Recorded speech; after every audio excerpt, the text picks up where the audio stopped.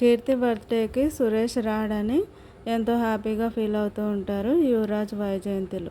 కానీ సడన్గా సురేష్ ఎంట్రీ ఇవ్వగానే షాక్ అవుతారు. ఇంత చేసినా మళ్ళీ వచ్చాడే అని. సురేష్ ఇంట్లోకి రాగానే పాపని దగ్గరకు తీసుకుని హ్యాపీగా ఫీల్ అవుతాడు. ఆ తర్వాత అందరూ కలిసి కేక్ కటింగ్ చేస్తారు. జరిగిన విషయం గురించి కౌశికి వాళ్ళకి తెలియదు కాబట్టి నార్మల్గానే సురేష్ని పార్టీకి అలౌ చేస్తారు.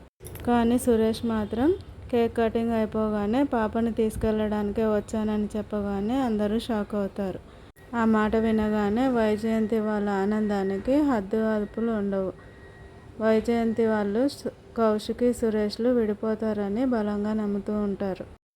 పాపను తీసుకెళ్లే హక్కు నాకు కూడా ఉందంటూ సురేష్ అనడంతో అక్కడికి జగదాత్రి వచ్చి అమ్మ నాన్న కొద్ది రోజులు దూరంగా ఉంటారు, నువ్వు ఎవరితో ఉంటావని అడుగుతుంది. దాంతో పాపనేమో వాళ్ళిద్దరి చేతులు కలిపి ఇద్దరితో కలిసి ఉంటానని చెప్తుంది. అదే విషయం జగదాత్రి అనడంతో ఆలోచనలో పడతారు. కౌశికి మాట కాదని సురేష్ పాపని తీసుకెళ్తాడా, తన మాటను నెగ్గించుకుంటాడా? ఇది కూడా దివ్యాంక ప్లానేనా కౌశికిని సురేష్ని విడగొట్టడానికి?